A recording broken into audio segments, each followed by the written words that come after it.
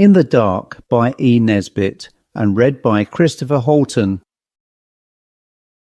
It may have been a form of madness, or it may be that he really was what is called haunted, or it may, though I don't pretend to understand how, have been the development through intense suffering of a sixth sense in a very nervous, highly strung nature. Something certainly led him where they were, and to him they were all one.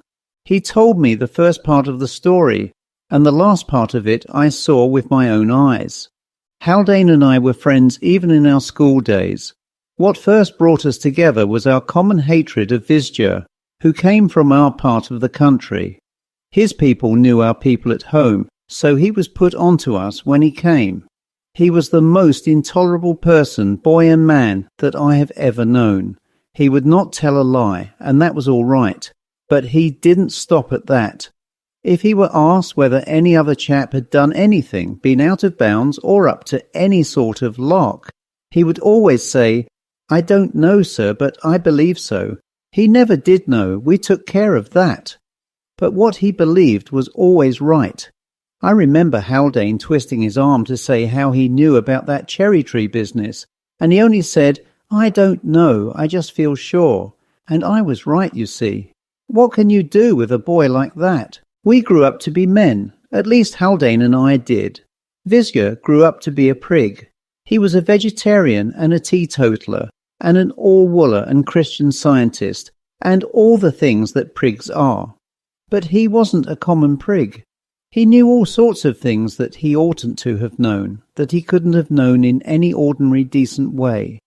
It wasn't that he found things out, he just knew them. Once, when I was very unhappy, he came into my rooms. We were all in our last year at Oxford and talked about things I hardly knew myself. That was really why I went to India that winter. It was bad enough to be unhappy without having that beast knowing all about it. I was away over a year. Coming back, I thought a lot about how jolly it would be to see old Haldane again. If I thought about Visger at all, I wished he was dead. But I didn't think about him much. I did want to see Haldane. He was always such a jolly chap, gay and kindly and simple, honourable, uptight and full of practical sympathies. I longed to see him, to see the smile in his jolly blue eyes looking out from the net of wrinkles that laughing had made round them, to hear his jolly laugh, and feel the good grip of his big hand. I went straight from the docks to his chambers in Gray's Inn, and I found him cold, pale, anemic, with dull eyes and a limp hand, and pale lips that smiled without mirth, and uttered a welcome without gladness. He was surrounded by a litter of disordered furniture and personal effects half-packed. Some big boxes stood corded, and there were cases of books filled and waiting for the enclosing boards to be nailed on. "Yes, I'm moving," he said. "I can't stand these rooms. There's something rum about them, something devilish rum. I clear out tomorrow." The autumn dusk was filling the corners with shadows. "You got the furs," I said, just for something to say, for I saw the big case that held them lying corded among the others. "Furs?" he said.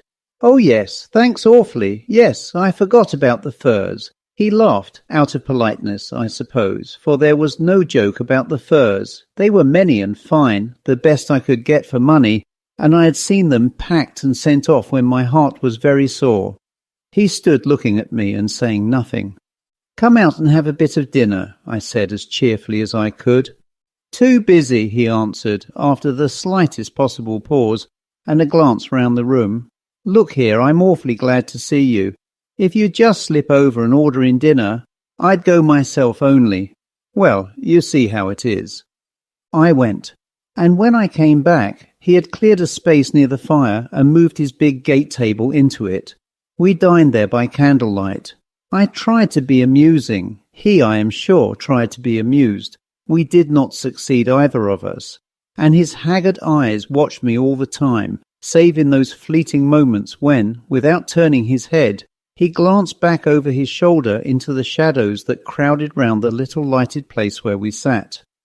When we had dined and the man had come and taken away the dishes, I looked at Haldane very steadily, so that he stopped in a pointless anecdote and looked interrogatively at me. "Well?" I said. "You're not listening," he said petulantly. "What's the matter?" "That's what you'd better tell me," I said. He was silent, gave one of those furtive glances at the shadows, and stooped to stir the fire to, I knew it, a blaze that must light every corner of the room. "You're all to pieces," I said cheerfully. "What have you been up to? Wine, cards, speculation, a woman? If you won't tell me, you'll have to tell your doctor. Why, my dear chap, you're a wreck." "You're a comfortable friend to have about the place," he said, and smiled a mechanical smile not at all pleasant to see. "I'm the friend you want, I think," said I. "Do you suppose I'm blind? Something's gone wrong and you've taken to something, morphia perhaps, and you've brooded over the thing till you've lost all sense of proportion. Out with it, old chap. I bet you $1 it's not so bad as you think it." "If I could tell you or tell anyone," he said slowly, "it wouldn't be so bad as it is. If I could tell anyone, I'd tell you.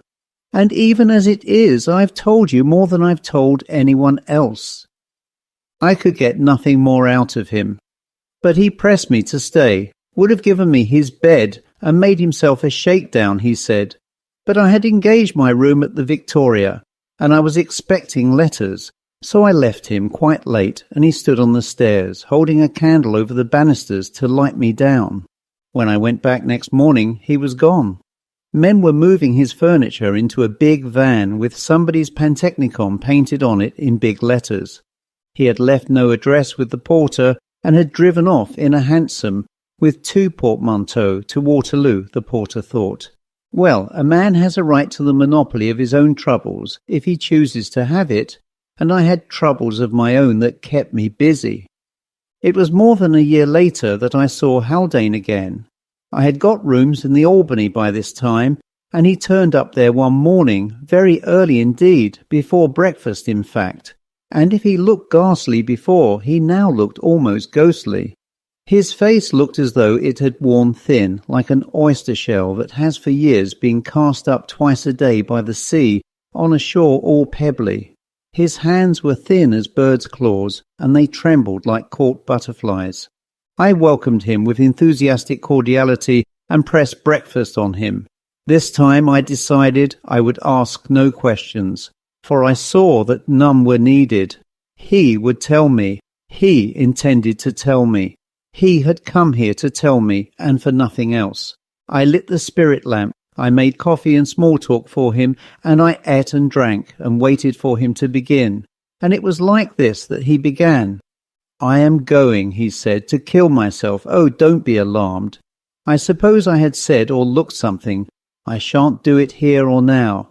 I shall do it when I have to, when I can't bear it any longer. And I want someone to know why. I don't want to feel that I'm the only living creature who does know. And I can trust you, can't I? I murmured something reassuring. "I should like you, if you don't mind, to give me your word that you won't tell a soul what I'm going to tell you, as long as I'm alive. Afterwards, you can tell whom you please." I gave him my word. He sat silent, looking at the fire, then he shrugged his shoulders. "It's extraordinary how difficult it is to say it," he said, and smiled. "The fact is, you know that beast, George Visger." "Yes," I said. "I haven't seen him since I came back. Someone told me he'd gone to some island or other to preach vegetarianism to the cannibals. Anyhow, he's out of the way, bad luck to him." "Yes," said Haldane, "he's out of the way. But he's not preaching anything. In point of fact, he's dead." "Dead?" was all I could think of to say. "Yes," said he, "it's not generally known, but he is." "What did he die of?" I asked, not that I cared. The bare fact was good enough for me. "You know what an interfering chap he always was, always knew everything, heart-to-heart talks, and have everything open and above board. Well, he interfered between me and someone else, told her a pack of lies." "Lies?" "Well, the things were true, but he made lies of them the way he told them, you know." "I did. I nodded. And she threw me over, and she died. And we weren't even friends, and I couldn't see her before. I couldn't even... Oh, my God! But I went to the funeral. He was there. They'd asked him. And then I came back to my rooms, and I was sitting there thinking. And he came up. He would do. It's just what he would do. The beast. I hope you kicked him out. No, I didn't. I listened to what he'd got to say. He came to say no doubt it was all for the best, and he hadn't known the things he told her. He'd only guessed. He'd guessed right, damn him. What right had he to guess right? And he said it was all for the best because besides that, there was madness in my family. He'd found that out too. And is there? If there is, I didn't know it, and that was why it was all for the best. So then I said, there wasn't any madness in my family before, but there is now. And I got hold of his throat. I am not sure whether I meant to kill him. I ought to have meant to kill him. Anyhow, I did kill him. What did you say? I had said nothing. It is not easy to think at once of the tactful and suitable thing to say when your oldest friend tells you that he is a murderer. When I could get my hands out of his throat, it was as difficult as it is to drop the handles of a galvanic battery. He fell in a lump on the hearthrug, and I saw what I'd done. How is it that murderers ever get found out? They're careless, I suppose, I found myself saying. They lose their nerve. I didn't, he said. I never was calmer. I sat down in the big chair and looked at him and thought it all out. He was just off to that island. I knew that. He'd said goodbye to everyone. He'd told me that. There was no blood to get rid of, or only a touch at the corner of his slack mouth. He wasn't going to travel in his own name because of interviewers. Mr. Somebody Something's luggage would be unclaimed and his cabin empty. No one would guess that Mr. Somebody Something was Sir George Visger, F.R.S. It was all as plain as plain. There was nothing to get rid of but the man, no weapon, no blood, and I got rid of him all right. How? He smiled cunningly. No, he said, that's where I draw the line. It's not that I doubt your word, but if you talked in your sleep or had a fever or anything, no, as long as you don't know where the body is. Don't you see, I'm all right. Even if you could prove that I've said all this, which you can't. It's only the wanderings of my poor unhinged brain. See? I saw, and I was sorry for him, and I did not believe that he had killed Visger. He was not the sort of man who kills people, so I said, yes, old chap, I see. Now, look here, let's go away together, you and I, travel a bit and see the world, and forget all about that beastly chap. His eyes lighted up at that. Why, he said, you understand. You don't hate me and shrink from me. I wish I'd told you before. You know, when you came and I was packing all my sticks. But it's too late now. Too late, not a bit of it, I said. Come, we'll pack our traps and be off tonight, out into the unknown, don't you know? That's where I'm going, he said. You wait. When you've heard what's been happening to me, you won't be so keen to go travelling about with me. But you've told me what's been happening to you, I said. And the more I thought about what he had told me, the less I believed it. No, he said slowly. No, I've told you what happened to him. What happened to me is different. Did I tell you what his last words were? Just when I was coming at him, before I'd got his throat, you know. He said, look out, you're never too able to get rid of the body. Besides, anger's sinful. You know that way he had, like a tract on its hind legs. So afterwards I got thinking of that, but I didn't think of it for a year, because I did get rid of his body all right, and then I was sitting in that comfortable chair, and I thought, hello, it must be about a year now since that, and I pulled out my pocketbook and went to the window to look at a little almanac I carry about. It was getting dusk, and sure enough, it was a year to the day. And then I remembered what he'd said, and I said to myself, not much trouble about getting rid of your body, you brute. And then I looked at the hearthrug and, he screamed suddenly and very loud. I can't tell you. No, I can't. My man opened the door. He wore a smooth face over his wriggling curiosity. Did you call, sir? Yes, I lied. I want you to take a note to the bank and wait for an answer. When he was got rid of, Haldane said, where was I? You were just telling me what happened after you looked at the almanac. What was it? Nothing much, he said, laughing softly. Oh, nothing much. Only that I glanced at the hearthrug, and there he was, the man I'd killed a year before. Don't try to explain, or I shall lose my temper. The door was shut, the windows were shut. He hadn't been there a minute before, and he was there then. That's all. Hallucination was one of the words I stumbled among. Exactly what I thought, he said triumphantly. But I touched it. It was quite real. Heavy, you know, and harder than live people are somehow to the touch. More like a stone thing covered with a kid the hands were, and the arms like a marble statue in a blue serge suit. Don't you hate men who wear blue serge suits? There are hallucinations of touch too, I found myself saying. Exactly what I thought, said Haldane, more triumphant than ever. But there are limits, you know, limits. So then I thought someone had got him out, the real him, and stuck him there to frighten me, while my back was turned, and I went to the place where I'd hidden him, and he was there. Ah, just as I'd left him. Only, it was a year ago. There are two of him there now. My dear chap, I said, this is simply comic. Yes, he said, it is amusing. I find it so myself. Especially in the night when I wake up and think of it. I hope I shan't die in the dark, Winston. That's one of the reasons why I think I shall have to kill myself. I could be sure then of not dying in the dark. Is that all? I asked, feeling sure that it must be. No, said Haldane at once. That's not all. He's come back to Rue again. In a railway carriage it was. I'd been asleep. When I woke up, there he was, lying on the seat opposite me. Looked just the same. I pitched him out on the line in Red Hill Tunnel. And if I see him again, I'm going out myself. I can't stand it. It's too much. I'd sooner go. Whatever the next world's like, there aren't things in it like that. We leave them here, in graves and boxes, and... You think I'm mad. But I'm not. You can't help me. No one can help me. He knew, you see. He said I shouldn't be able to get rid of the body. And I can't get rid of it. I can't. He knew. He always did know things that he couldn't know. But I'll cut his game short. After all, I've got the ace of trumps, and I'll play it on his next trick. I give you my word of honour, Winston, that I'm not mad.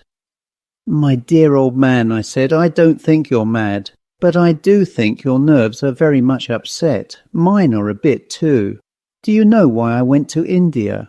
It was because of you and her. I couldn't stay and see it, though I wished for your happiness and all that. You know I did. And when I came back, she and you... Let's see it out together, I said. You won't keep fancying things if you've got me to talk to, and I always said you weren't half a bad old duffer. She liked you, he said. Oh, yes, I said, she liked me. That was how we came to go abroad together. I was full of hope for him. He'd always been such a splendid chap, so sane and strong. I couldn't believe that he was gone mad, gone forever, I mean, so that he'd never come right again. Perhaps my own trouble made it easy for me to see things not quite straight. Anyway, I took him away to recover his mind's health, exactly as I should have taken him away to get strong after a fever. And the madness seemed to pass away, and in a month or two we were perfectly jolly, and I thought I had cured him. And I was very glad because of that old friendship of ours, and because she had loved him and liked me. We never spoke of Visja. I thought he had forgotten all about him. I thought I understood how his mind, overstrained by sorrow and anger, had fixed on the man he hated, and woven a nightmare web of horror round that detestable personality. And I had got the whip hand of my own trouble, and we were as jolly as sandboys together all those months. And we came to Bruges at last in our travels, and Bruges was very full because of the exhibition. We could only get one room and one bed, so we tossed for the bed, and the one who lost the toss was to make the best of the night in the armchair, and the bedclothes we were to share equitably. We spent the evening at a café chantant, and finished at a beer hall, and it was late and sleepy when we got back to the Grande Vigne. I took our key from its nail in the concierge's room, and we went up.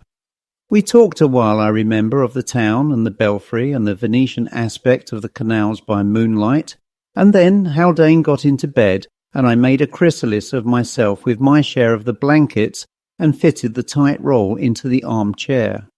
I was not at all comfortable, but I was compensatingly tired, and I was nearly asleep when Haldane roused me up to tell me about his will. "I've left everything to you, old man," he said. "I know I can trust you to see to everything." "Quite so," said I, "and if you don't mind, we'll talk about it in the morning." He tried to go on about it and about what a friend I'd been and all that. But I shut him up and told him to go to sleep. But no, he wasn't comfortable, he said, and he'd got a thirst like a lime kiln, and he'd noticed that there was no water bottle in the room. "And the water in the jugs like pale soup," he said. "Oh, all right," said I. "Light your candle and go and get some water, then, in heaven's name, and let me get to sleep." But he said, "No, you light it. I don't want to get out of bed in the dark. I might step on something, mightn't I? Or walk into something that wasn't there when I got into bed." "Rot," I said, "walk into your grandmother." But I lit the candle all the same. He sat up in bed and looked at me, very pale, with his hair all tumbled from the pillow, and his eyes blinking and shining. "That's better," he said. And then, "I say, look here. Oh, yes, I see, it's all right. Queer how they mark the sheets here. Blessed if I didn't think it was blood, just for the minute. The sheet was marked, not at the corner, as sheets are marked at home, but right in the middle where it turns down, with big red cross-stitching." "Yes, I see," I said. "It is a queer place to mark it." "It's queer letters to have on it," he said. "GV. Grande Vigne," I said. "What letters do you expect them to mark things with? Hurry up." "You come too," he said. "Yes, it does stand for Grande Vigne, of course. I wish you'd come down too, Winston." "I'll go down," I said, and turned with the candle in my hand. He was out of bed and close to me in a flash. "No," said he, "I don't want to stay alone in the dark." He said it just as a frightened child might have done. "All right then, come along," I said, and we went. I tried to make some joke, I remember, about the length of his hair and the cut of his pyjamas, but I was sick with disappointment, for it was almost quite plain to me, even then, that all my time and trouble had been thrown away, and that he wasn't cured after all. We went down as quietly as we could, and got a carafe of water from the long bare dining table in the sailor manger. He got hold of my arm at first, and then he got the candle away from me, and went very slowly, shading the light with his hand and looking very carefully all about, as though he expected to see something that he wanted very desperately not to see. And of course I knew what that something was. I didn't like the way he was going on. I can't at all express how deeply I didn't like it. And he looked over his shoulder every now and then, just as he did that first evening after I came back from India. The thing got on my nerves so that I could hardly find the way back to our room, and when we got there, I give you my word, I more than half expected to see what he had expected to see, that or something like that, on the hearthrug. But of course there was nothing. I blew out the light and tightened my blankets round me. I'd been trailing them after me in our expedition, and I was settled in my chair when Haldane spoke. "You've got all the blankets," he said. "No, I haven't," said I, "only what I've always had." "I can't find mine then," he said, and I could hear his teeth chattering. "And I'm cold. For God's sake, light the candle, light it, something horrible." And I couldn't find the matches. Light the candle," he said, and his voice broke, as a boy's does sometimes in chapel. "If you don't, he'll come to me. It is so easy to come at anyone in the dark. Oh, Winston, light the candle, for the love of God. I can't die in the dark." "I am lighting it," I said savagely, and I was feeling for the matches on the marble-topped chest of drawers, on the mantelpiece, everywhere but on the round centre table where I'd put them. "You're not going to die. Don't be a fool," I said. "It's all right. I'll get a light in a second." He said, "It's cold, it's cold, it's cold," like that 3 times. And then he screamed aloud, like a woman, like a child, like a hare when the dogs have got it. I had heard him scream like that once before. "What is it?" I cried, hardly less loud. "For God's sake, hold your noise. What is it?" There was an empty silence. Then, very slowly, "It's Vizsja," he said, and he spoke thickly as through some stifling veil. "Nonsense! Where?" I asked, and my hand closed on the matches as he spoke. "Here!" he screamed sharply, as though he had torn the veil away. "Here, beside me, in the bed!" I got the candle alight. I got across to him. He was crushed in a heap at the edge of the bed. Stretched on the bed beyond him was a dead man, white and very cold. Haldane had died in the dark. It was all so simple. We had come to the wrong room. The man the room belonged to was there, on the bed he had engaged and paid for before he died of heart disease earlier in the day. A French commis voyageur representing soap and perfumery. His name, Felix Leblanc.